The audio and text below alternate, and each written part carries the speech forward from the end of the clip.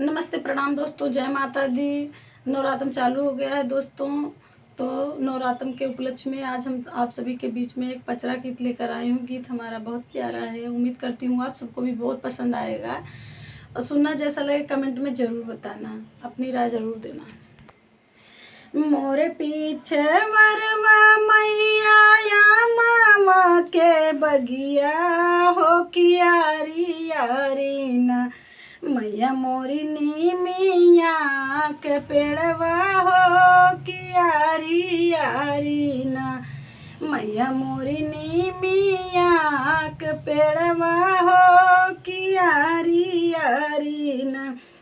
अम्मा की डरिया बैठी बोलली कोयलिया हो कि जागा मैया ना, हो कि जागा मैया ना, होइगा भोर बीन सरवा हो कि जागा मैया ना, होइगा भोर बीन सरवा हो कि जागा मैया ना।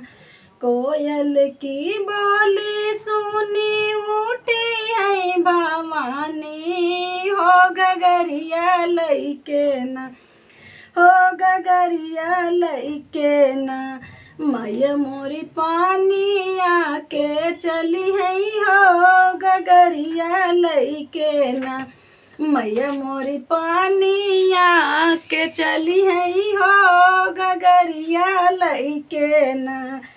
भारी के गगरिया मैया धैली का गरवा हो कि जो है लगीना, हो कि जो है लगीना, मैया मोरी मालिया के रहिया हो कि जो है लगीना, मैया मोरी मालिया के रहिया हो कि जो है लगीना।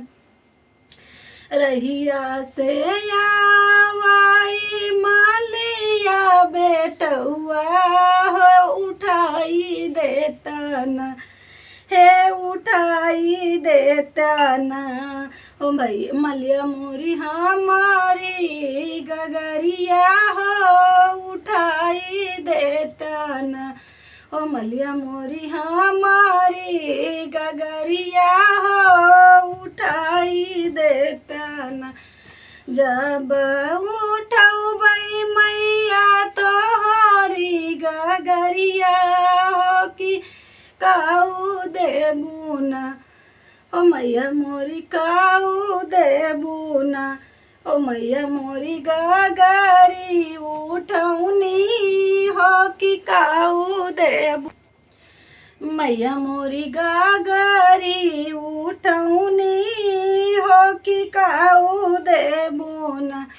तोहके त देबै मलिया विद्या और बुधिया हो रनियवा तोरी ना, हो रनियवा तोरी ना, देबै गोदी में ललनवा हो रनियवा तोरी ना, देबै गोदी में ललनवा हो रनियवा तोरी ना। जमुनैया शीस मैया मालिया का दिलू हो कि उहैया सिसवाना, हो कि उहैया सिसवाना, मैया मोरी हमहू का दैदा हो कि उहैया सिसवाना, मैया मोरी हमहू का दैदा हो कि उहैया सिसवाना।